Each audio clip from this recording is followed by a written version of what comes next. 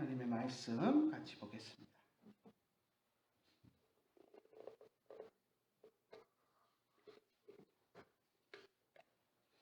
하나님의 말씀 민수기 2장 1절에서 9절 말씀입니다.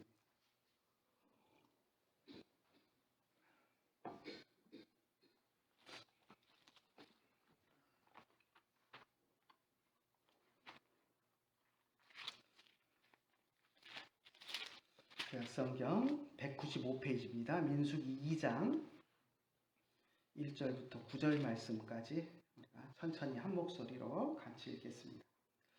여호와께서 모세와 아론에게 말씀하여 이르시되 이스라엘 자손은 각각 자기의 진영의 군기와 자기의 조상의 가문의 기호 곁에 진을 치되 회막을 향하여 사방으로 치라. 동방 해 돋는 쪽에 진칠 자는 그 진영별로 유다의 진영의 군기에 속한 자라.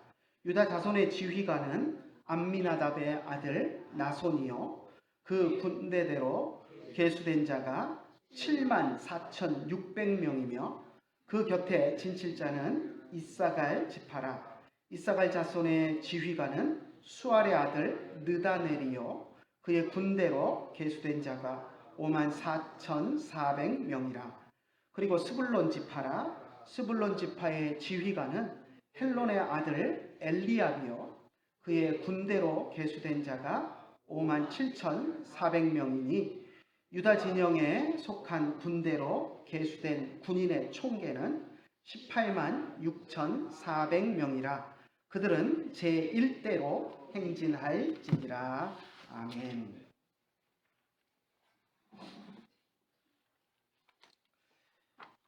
오늘 우리가 읽은 민수기 2장 1절에서 9절 말씀을 중심으로 2장 전체를 우리가 다 오늘 살펴보려고 합니다. 그래서 명령하신 깃발 아래라는 제목을 붙여보았는데요. 하나님께서 이스라엘 각 지파에게 깃발 아래 모이라라고 명령을 하셨고 그 깃발 아래 하나님의 명령대로 또 나아가는 그 모습들을 우리가 보면서 또 함께 은혜 나누기를 소원합니다. 이스라엘 백성이 이집트에서 나와서 가나안 땅을 향해 가는 그런 여정들을 보면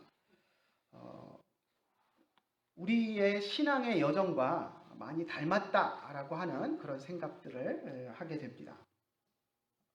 하나님께서 이스라엘 백성들을 애굽 땅, 이집트라고 이야기하죠. 이집트에서 인도해내셨습니다. 모세를 보내셔서 이스라엘 백성을 부르셨고요. 이스라엘 백성들이 하나님의 부르심에 응답했습니다. 그리고 그들이 이집트에서 나오는데요. 이집트에서 나올 때 처음 만난 난관은 홍해였습니다. 그래서 홍해를 만났을 때 홍해를 하나님께서 가르셨고 그리고 이스라엘 백성이 물 사이를 지나가게 하셨습니다. 이스라엘 백성이 하나님의 부르심을 받고 이렇게 종살이하던 애굽 땅에서 나온 것, 그것은 우리가 하나님을 알지 못하고 죄 가운데서 살아가다가 하나님의 부르심을 받고 신앙의 결단을 내리고 주님의 백성으로 살아갈 것을 결심하는 것과 비슷하다라는 생각을 해봅니다. 이스라엘 백성이 이집트 땅의 경계를 벗어나서 제일 먼저 홍해를 만나고 그리고 홍해가 갈라지고 그 사이를 지나간 것은 우리가 신앙생활을 시작하면서 세례를 받는 것과 또 흡사한 그런 면이 있습니다. 그래서 나중에 신약 성경에 보면 이스라엘 백성의 그런 광야 생활을 또 평가하면서 이스라엘 백성이 홍해에서 세례를 받았다 뭐 이렇게 표현하는 것도 우리가 볼 수 있습니다. 또 홍해를 건너서 시내 광야에 도착한 이스라엘 백성들에게 하나님께서 성막을 짓게 하셨습니다. 그리고 율법을 주셨습니다. 십계명을 비롯해 율법을 주셨는데요. 성막을 짓는 것은 삶의 중심에 하나님을 모시는 것을 의미합니다. 이스라엘 백성이 성막을 짓고 성막은 늘 이스라엘 백성의 중앙에 위치했고 이스라엘 백성이 광야 생활을 하는 내내 성막은 항상 이스라엘 백성의 중심에 위치해 있었습니다. 그래서 성막을 짓는 것, 성막을 모시고 사는 것은 하나님을 삶의 중심에 모시고 사는 우리들의 삶과 아주 비슷합니다. 그리고 하나님이 이스라엘 백성에게 율법을 주셨는데 그 율법을 지키는 것, 그것은 하나님의 백성으로서 정체성을 지키며 살아가는 것입니다. 그래서 성막을 짓고 율법을 배우는 것이 이스라엘 백성으로서 하나님의 백성으로 이스라엘이 살기 위해서 반드시 해야 할 일이었던 것처럼 오늘날 우리들도 그리스도인으로서 살기 위해서는 우리의 삶의 중심에 하나님을 모셔야 하고, 그리고 하나님이 또 하나님의 백성인 우리들에게 요구하시는 것들을 또 우리가 배우고 또 그것들을 지키며 살아가려고 노력해야 합니다. 그러기 위해서 우리도 하나님을 모시기 위한 성막을 지어야 하고, 또 하나님의 말씀을 열심히 또 배우려고 하는, 또 배우고 그것을 실천하려고 하는 그런 삶을, 노력하는 삶을 살아야 합니다. 그런데 하나님을 중심에 모시고 사는 것, 그것은 혼자 할 수 있는 것이 아닙니다. 이스라엘 백성에게도 너희 각자가 너희 마음속에 성막을 지어라 이렇게 말씀하신 것이 아니라 이스라엘 백성 공동체 안에 성막을 짓게 하셨고, 이스라엘 백성이 함께 자기들의 중심에 성막을 놓고 하나님을 모시고 살게 하셨습니다. 마찬가지로 우리들도 하나님을 모시고 사는 것은 교회 공동체와 함께 해야 하는 일입니다. 하나님께서는 이스라엘 백성에게 성막을 중심으로 지파와 가족별로 자신이 속한 진영의 깃발 아래 모여라 라고 말씀하셨고, 그것이 하나님의 백성으로 공동체 속에서 살아가는 방법이라고 말씀을 하셨습니다. 그 내용들이 오늘 우리가 읽은 민수기 2장에 나오는데요. 그 내용들을 살펴보면서 또 오늘날 우리들이 어떻게 하나님을 모시고 살아가야 하는가 하는 것들을 좀 생각해 보고자 합니다. 자, 민수기 2장은 이스라엘 백성이 성막을 중심으로 어떻게 진영을 배치하는가 하는 것을 구체적으로 하나님이 명령하시는 것을 우리에게 보여주는 본문입니다. 1절에 보니까 여호와께서 모세와 아론에게 말씀하여 이르시되 라고 이야기합니다. 그럼 분명히 여호와 하나님이 말씀하신 것입니다. 모세와 아론이 너희는 이렇게 배치해라 하고 말한 것이 아니라 하나님이 직접 구체적으로 어느 지파는 어디에 하고 말씀을 해 주신 것입니다. 성막의 동쪽, 남쪽, 서쪽, 북쪽 차례대로 어떤 지파가 어떻게 위치해야 하는가, 또 이스라엘 백성이 행진해 나갈 때는 어떤 순서로 행진해 나가야 하는가 하는 것들을 구체적으로 지정하고 명령하셨습니다. 2절을 한번 같이 읽어볼까요? 이스라엘 자손은 각각 자기의 진영의 군기와 자기 조상의 가문의 기호 곁에 진을 치되 회막을 향하여 사방으로 진을 치라. 여기 보면 군기라는 말이 나왔고요. 군대의 깃발을 이야기하는 거죠.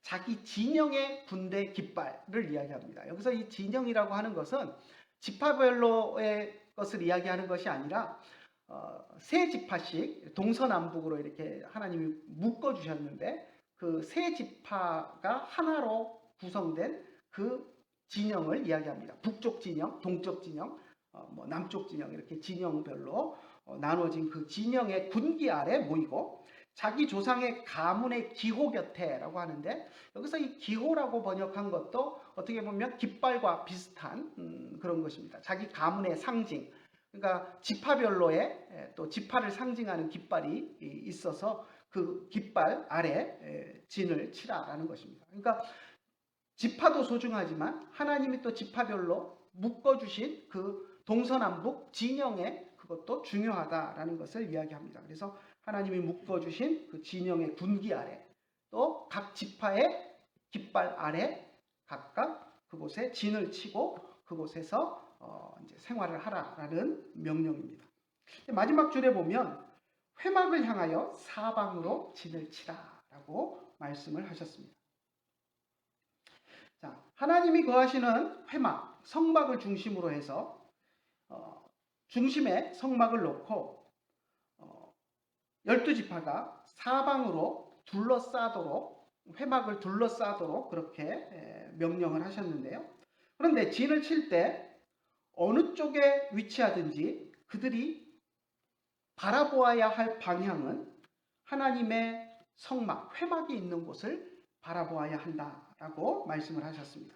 회막을 향하여 사방에 진을 쳐라라고 명령하셨습니다. 회막 북쪽에 자리 잡은 지파들은 남쪽에 회막이 있죠. 회막 북쪽에 자리를 잡았으니까 거기에 진을 칠 때 자기들의 천막이 바라보는 방향은 남쪽 방향으로 회막이 있는 쪽을 향해서 진을 치라는 것입니다. 회막 남쪽에 진을 친 지파들은 어떨까요? 거기다 천막을 치되 회막 쪽을 향해서 바라보도록 천막을 치도록, 그러니까 북쪽을 향해서 천막을 치고 진영을 차리도록 그렇게 명령을 하신 것입니다. 우리는 집을 지을 때 남향인지 북향인지가 우리에게 매우 중요합니다. 그렇죠? 그래서 여러분 아파트를 구입할 때도 이게 남향이냐 북향이냐 그거에 따라서 가격이 달라집니다. 그래서 아무리 가격이 싸도 북향집은 안 좋아 이렇게 말씀하시는 분들도 있고, 아무튼 남향을 우리는 선호하고 남향이냐 북향이냐 동향이냐 이것이 중요합니다. 그런데 하나님께서 이스라엘 백성들에게 천막을 칠 때 어느 쪽, 남향이냐 북향이냐 이게 중요한 것이 아니라 하나님의 회막이 있는, 성막이 있는 곳을 향해서 쳐라라고 명령하셨습니다. 오늘날 우리 한국 사람들 같으면 만약에 남쪽에 이렇게 분배를 받아서 북향으로 천막을 치라 그러면 북향 안 좋은데요 그러고 항의했을지도 모르겠습니다. 그런데 하나님은 무조건 진을 칠 때 회막을 향해서 치라라고 명령을 하셨습니다. 이것이 사실 오늘날 우리 그리스도인들의 삶의 원리가 되어야 합니다. 세상 사람들은 남향을 중요하게 여깁니다. 집을 살 때. 하지만 하나님의 백성들은 남향이 중요한 것이 아니라 하나님을 향하는 곳이 중요합니다. 우리가 집을 살 때도 교회 가까운 곳, 교회와 교통이 좋은 곳, 예배하기 편리한 곳을 우리가 찾아서 집을 정해야 합니다. 직장을 정할 때도 세상 사람들은 연봉이 중요합니다. 돈 얼마 주느냐, 또 뭐 요즘 젊은 사람들은 워라밸 뭐 그래가지고 얼만큼 여가 시간을 내가 쓸 수 있는가 뭐 이런 것들을 따지면서 취미 생활을 하고 뭐 이런 것들을 중요하게 여기지만 우리는 그것이 아니라 이 직장이 하나님을 섬기고 내가 신앙생활을 하는데 편리한 직장인가 아니면 신앙생활에 방해가 되는 직장인가 하는 것들을 우리는 더 중요하게 여겨야 합니다. 이스라엘 백성이 진을 칠 때 회막을 향하여 진을 친 것처럼 우리가 삶의 거점을 마련하고 직장을 정하고 중요한 우리의 삶의 문제들을 생각해 나갈 때도 우리가 중심에는 항상 하나님이 계셔야 하고 내가 하나님을 섬기는데 이것이 더 좋은 것인가 아닌가 하는 것들을 우리는 늘 염두에 두고 하나님을 향하는 결정을 해야 합니다. 이스라엘 백성이 진을 칠 때 회막을 향하여 진을 친 것처럼 우리의 삶이 하나님을 향해야 하는 것입니다. 하나님께서 하나님이 계시는 회막을 중심으로 동서남북 각 방향마다 세 지파씩 하나님의 군대를 이루고 진영을 이루도록 명령하셨습니다. 세상 사람들은 우리 방위각을 이야기할 때 우리 어떻게 이야기합니까? 동서남북으로 이야기합니다. 그죠? 늘 이야기할 때 우리는 동서남북으로 이야기합니다. 북남 서북 뭐 이렇게 이야기하는 사람 없습니다. 늘 우리는 동서남북으로 이야기합니다. 그런데 하나님은 이스라엘 백성을 동서남북으로 진영을 짤 때 동서남북의 순서로 이야기하지 않고 동남서북으로 말씀하십니다. 이게 보면 동쪽부터 시작해서 시계 방향으로 동남서북으로 이렇게 돌아가면서 말씀을 하십니다. 성경에 보면 늘 그렇게 이야기를 합니다. 오늘 우리가 읽은 민수기 2장에서도 하나님은 그 순서대로 말씀하시고 또 그 순서대로 이스라엘 백성들이 동남서북의 진영을 이룬 그 순서대로 행진할 때도 동쪽 지파, 남쪽 지파, 서쪽 지파, 북쪽 지파의 순서대로 행진해 나갈 것을 명령하시는 그런 모습을 보게 됩니다. 먼저 해가 뜨는 동쪽 지파를 이야기를 하는데요. 동쪽 지파는 유다 진영이다라고 이야기합니다. 3절 한번 같이 읽어볼까요? 동방 해돋는 쪽에 진칠자는 그 진영별로 유다 진영의 군기에 속한 자라. 유다 자손의 지휘관은 암미나답의 아들 나손이요. 동쪽에 진을 치는 세 지파를 이야기하는데 이 동쪽 진영은 유다 지파의 진영이다 라고 이야기합니다. 유다 지파만 속하는 게 아니라 유다 지파의 진영인데 그 유다 지파의 진영에는 유다 지파도 속하지만 또 다른 두 지파도 추가해서 세 지파를 묶어서 유다 진영이라 라고 이름을 붙여 주신 것입니다. 유다 지파는 여러 지파들 가운데서 가장 군사의 수가 많은 지파였습니다. 다른 지파들 이렇게 숫자 나온 것들을 보면 대체적으로 4만, 5만, 4만 몇천 명, 5만 몇천 명 그 수준들이 많습니다. 물론 3만 몇천 명도 있습니다. 그런데 유다 지파는 7만 4천이었습니다. 그러니까 다른 지파의 거의 배에 가까운 그런 숫자를 가지고 있었습니다. 그리고 유다 지파와 함께 이사갈과 스불론을 이야기를 하는데요. 7절에 보면 스불론이 나오고 5절에 이사갈이 나오는데 이사갈도 5만 4천이고요. 스불론도 5만 7천입니다. 그러니까 7만이 넘는 유다와 5만이 넘는 두 지파를 합치니까 합이 18만이 훌쩍 넘는 어마어마한 군대입니다. 그래서 이 유다에 속한 이사갈과 스불론까지 합쳐서 이 지파가 동쪽에 성막 동쪽에 진을 쳤고요. 그리고 행진할 때는 항상 선봉에서 움직였습니다. 9절 한번 같이 읽어볼까요? 유다 진영에 속한 군대로 계수된 군인의 총계는 18만 6,400명이라. 그들은 제1대로 행진할지니라. 정착할 때는 성막 동쪽에 정착을 하고요. 그리고 이동할 때는 제1선봉에 나서서 행진해 나아가라 라고 이야기합니다. 군대의 숫자도 제일 많았지만 또 유다 지파는 용맹하기로 유명했습니다. 그래서 용맹스럽게 제일 앞에 선봉부대로 나아가면서 앞에 나타나는 적군들과 싸우면서 선봉에 서서 나아가는 그런 역할을 했습니다. 그 다음에 이제 이야기하는 것이 우리 10절부터 보면 성막의 이제 남쪽에 르우벤이 중심이 되는 그런 지파를 이야기를 합니다. 그래서 앞에서 다른 이제 숫자 지파별로 군인의 숫자를 셀 때는 르우벤 지파부터 해서 이제 지파별로 이야기를 했는데 지금 진영을 짤 때는 르우벤이 먼저 나오는 것이 아니라 유다 진영에 속한 유다와 이사갈 스불론을 먼저 이야기하고 그 다음에 남쪽에 이제 르우벤이 중심이 되는 진영을 갖추도록 하나님이 말씀을 하십니다. 르우벤 진영의 깃발 아래는 시므온과 갓 지파가 함께 하도록 명령을 받았습니다.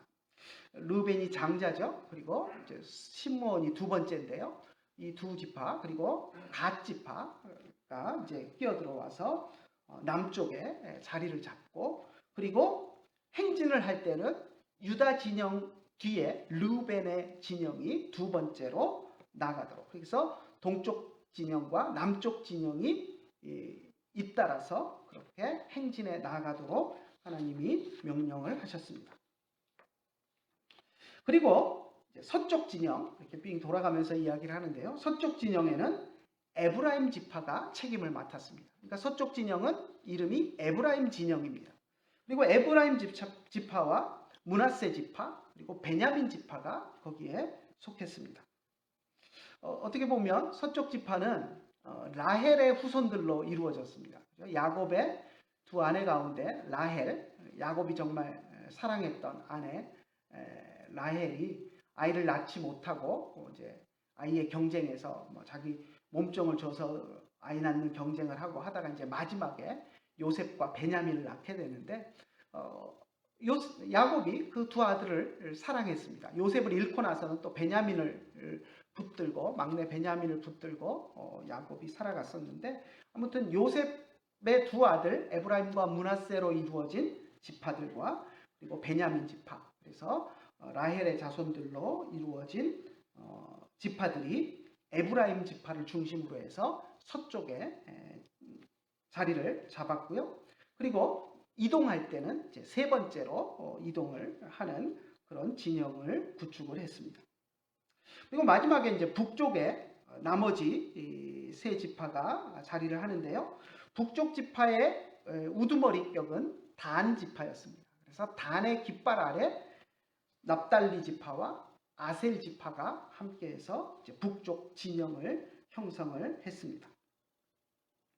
그리고 우리가 읽지는 않았지만 오늘 민수기 2장을 쭉 읽어 나가다 보면 17절인가요? 17절에 보면 레위 지파에 대한 이야기를 잠시 하고 있습니다.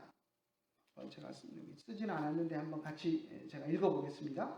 그 다음에 두 지파, 그러니까 동쪽과 남쪽 지파를 진영을 이야기한 다음에 서쪽 지파를 이야기하기 전에 이야기를 하는 것인데요. 그 다음에 회막이 레위인의 진영과 함께 모든 진영의 중앙에 있어 행진하되 그들의 진친 순서대로 각 사람은 자기의 위치에서 자기들의 길을 따라 앞으로 행진할지니라 라고 말하고 있습니다. 그러니까 이동할 때, 진을 칠 때는 성막을 중심으로 동쪽 진영, 남쪽 진영, 서쪽 진영, 북쪽 진영을 이렇게 세 지파씩 진영을 치지만 이제 이동해 나갈 때는 동쪽에 유다 지파 진영부터 먼저 나가고 그 다음에 남쪽에 르우벤 지파가 간 다음에 서쪽과 북쪽 지파들이 가기 전에 중간에 레위인들이 성막을 정리해서 성막을 가지고 그 중앙에서 이동하도록 그렇게 말씀을 하고 있는 것을 보게 됩니다. 평소에는 성막 주변에 레위인들이 모여 살았습니다. 그러니까 다른 지파들은 동서남북으로 진을 치지만 성막 주변의 가운데에는 레위인들이 천막을 치고 살면서 성막에 필요한 것들을 섬기고 하면서 살았고, 그리고 이동할 때는 동쪽과 남쪽에 유다, 르우벤의 진영이 움직이고 나면 레위가 가운데 성막을 정리해서 따라 나섰고요. 그리고 그 뒤를 서쪽에 에브라임 진영과 북쪽의 단 진영이 이동하는 그런 순서대로 움직여 나가는 것을 보게 됩니다. 자, 전체적인 그림은 이렇고요. 자, 오늘 우리가 읽은 1절부터 9절에 우리가 이제 첫 번째 동쪽 진영만 우리가 성경을 읽었는데 거기에 보면 각 지파별로 뭐랄까 사령관이라고 해야 되나요? 우두머리.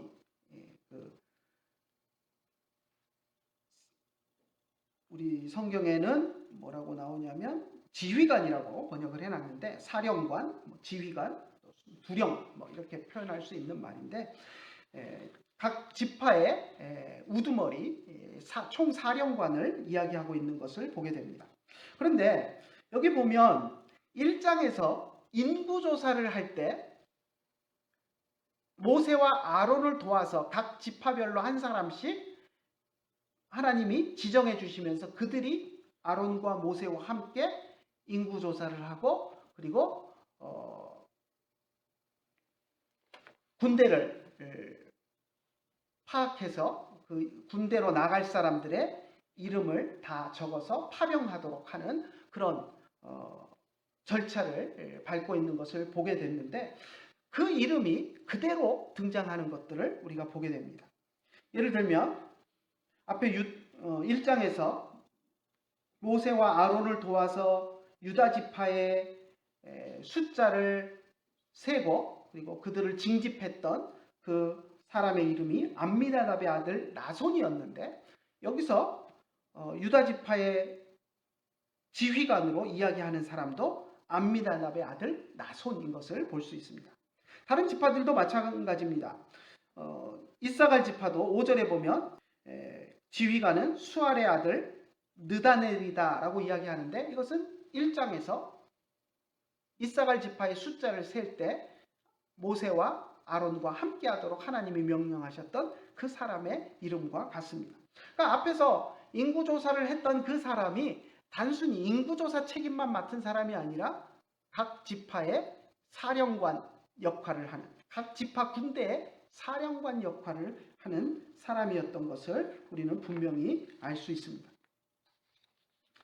이스라엘 백성들이 이렇게 이제 지파별로 하나님이 정해주신 위치를 받아들여서 그리고 정해진 자리에서 이렇게 이제 자기 임무를 수행하게 되는데요. 레위인들은 하나님이 정해주신 위치에서 성막을 섬기고 또 성막을 지키며 하나님을 섬기는 일을 했었습니다.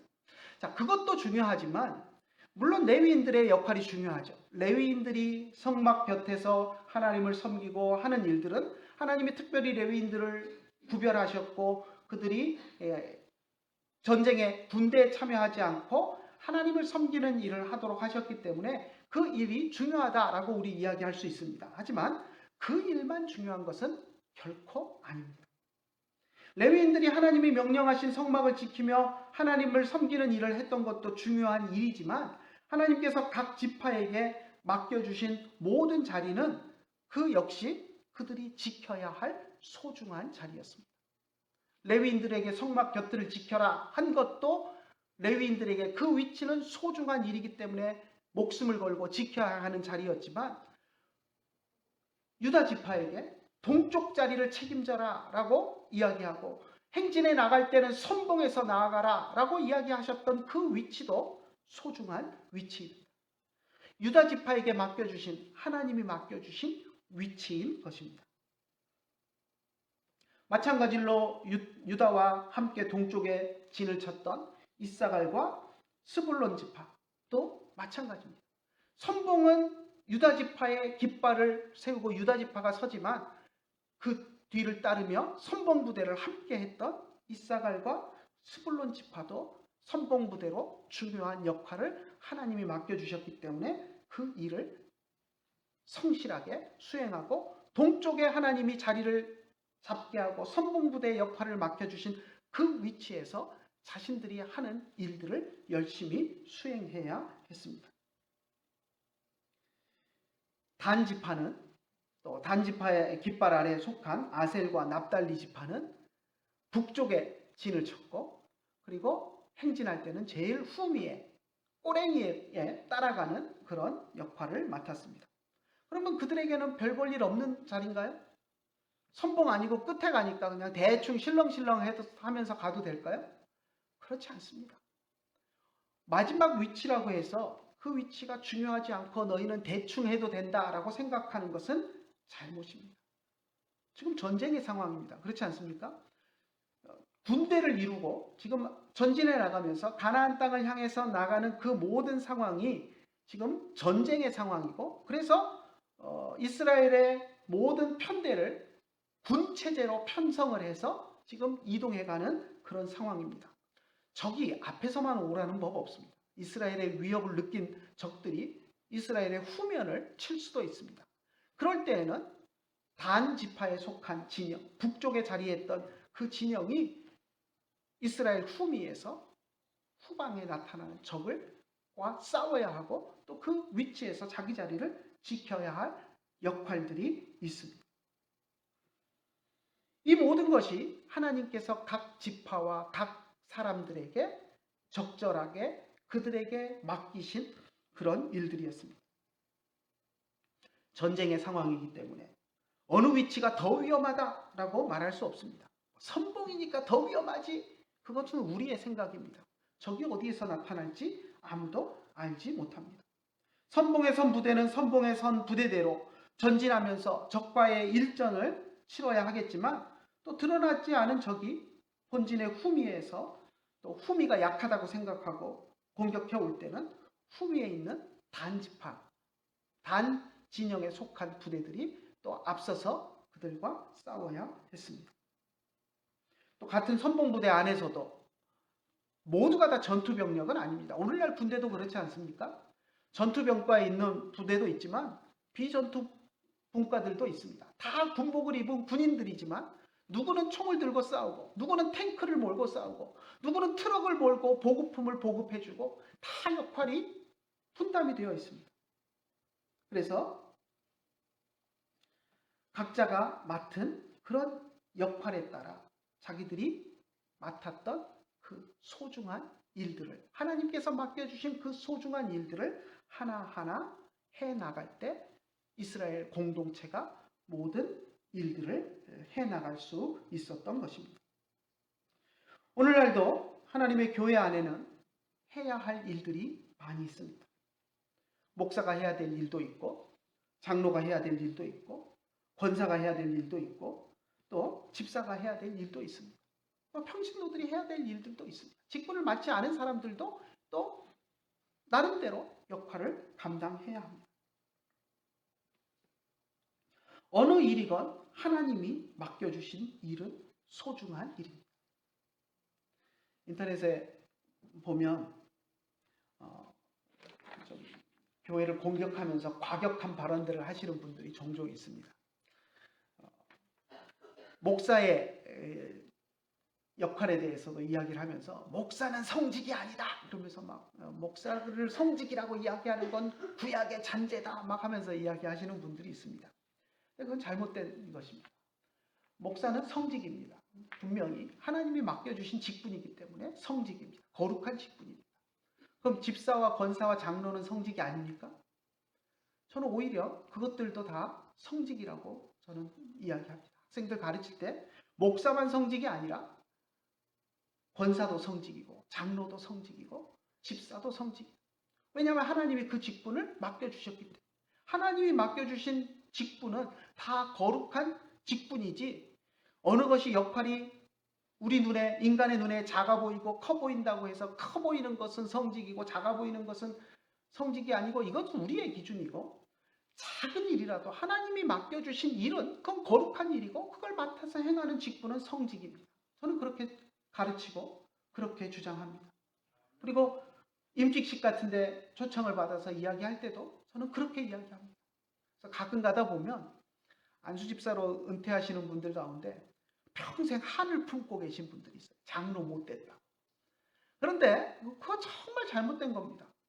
하나님이 안수집사로 직분을 맡겨주시면 평생 집사로 은사 주신 대로 섬기면 그게 아름다운 일입니다. 하늘나라 가서 훨씬 더 큰 상급을 받을 수 있습니다.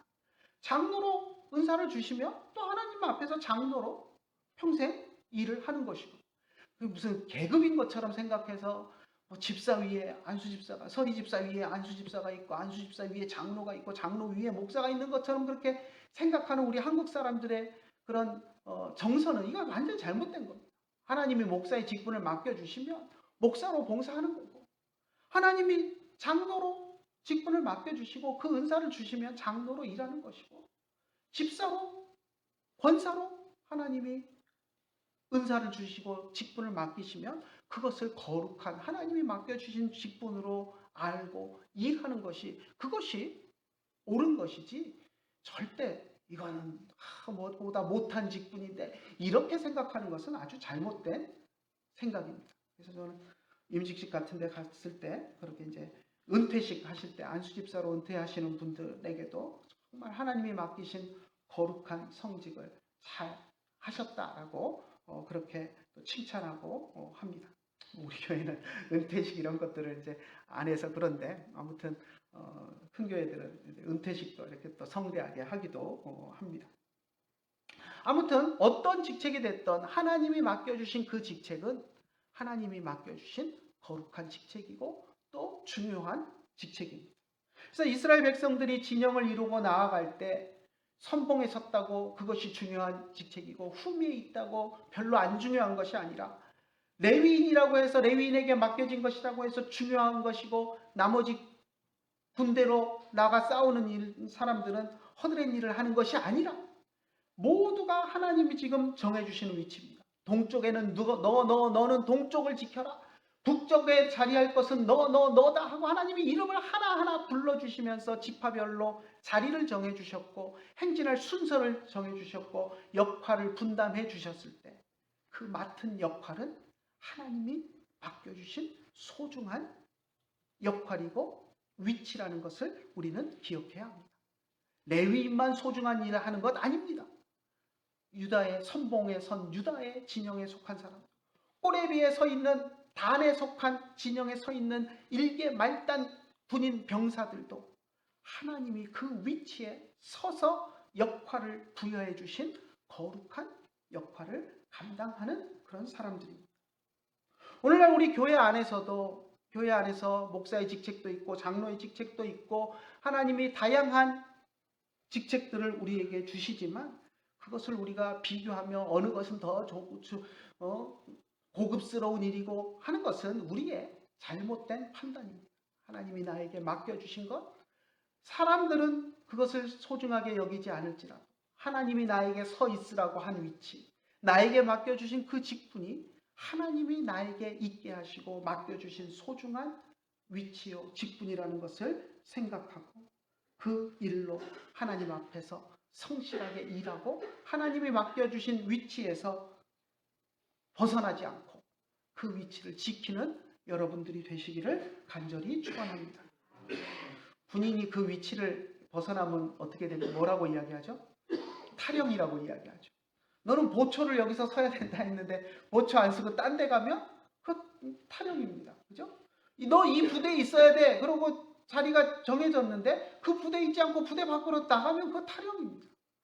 하지만 그 자리를 지키고 있으면 못났건 잘났건 그 자리에 지키고 그 자리를 지키면서 해야 할 일을 하고 있으면 때로는 좀 능력이 부족해서 일을 잘 못할 수도 있고 남들보다 부족할 수도 있어도 자기 자리를 지키고 있으면 군인으로서 훌륭하게 일을 하는 것입니다. 마찬가지로 우리가 교회 안에서도 하나님이 우리에게 맡겨주신 직책 그것을 소중히 여기고 또 우리의 자리를 지키면서 또 나아간다면 성실하게 그 일들을 감당해 나가면 하나님께서 우리에게 착하고 충성된 종이라고 칭찬해 주실 줄로 믿습니다. 작은 일이라고 하찮게 여기지 말고 다른 사람이 맡은 일과 비교하지 말고 나에게 맡겨주신 일을 중요하고 소중하게 여기고 기쁜 마음으로 성실하게 여러분의 몫을 감당해 나가는 하나님의 군사들, 하나님의 일꾼들이 되시기를 간절히 축원합니다. 기도하겠습니다. 하나님 아버지 은혜를 감사합니다. 저희들을 사랑하여 주시고 하나님의 백성으로 삼아 주심을 감사를 드립니다. 이스라엘 백성들이 광야에서 행진해 나아갈 때 또 정착해서 진영을 이룰 때 하나님께서 위치를 지정해 주시고 또 행진해 나아갈 때 어느 위치에서 행진하며 어떤 역할을 감당해야 되는지 지파별로 가족별로 하나님께서 세세하게 또 역할을 분담하고 맡겨주셨던 것들을 오늘 우리가 보았습니다. 오늘날 우리 교회 안에서도 하나님께서 우리 각 사람에게 은사를 주시고 또 은사에 맞게 또 직분을 거룩한 하나님이 맡겨주신 직분을 수행할 수 있도록 하여 주신 것을 우리가 생각합니다. 우리에게 맡겨주신 자리, 우리에게 맡겨주신 직분 우리가 소홀히 여기지 않도록 인도하여 주시고 어느 곳에 서 있으라고 하셨던지 그 위치를 지키며 하나님께서 맡겨주신 일을 성실하게 감당하며 또 우리 교회 공동체 안에서 또 하나님의 군사로서 역할을 우리가 감당해 나갈 수 있도록 은혜를 더하여 주시옵소서. 다른 지파와 비교하지 않도록 인도하여 주시고 다른 직분을 맡은 사람들과 내 모습을 비교하지 않도록 인도하여 주시고 무엇이 되었건 하나님이 맡겨주신 일을 기쁜 마음으로 즐거운 마음으로 또 내가 할 수 있는 최선을 다해서 감당하며 하나님 앞에 칭찬받는 우리 성도들이 될 수 있도록 은혜를 더하여 주시옵소서. 오늘도 귀한 말씀을 우리에게 허락하여 주심을 감사드리며 우리 주 예수님의 이름으로 기도드리옵나이다. 아멘.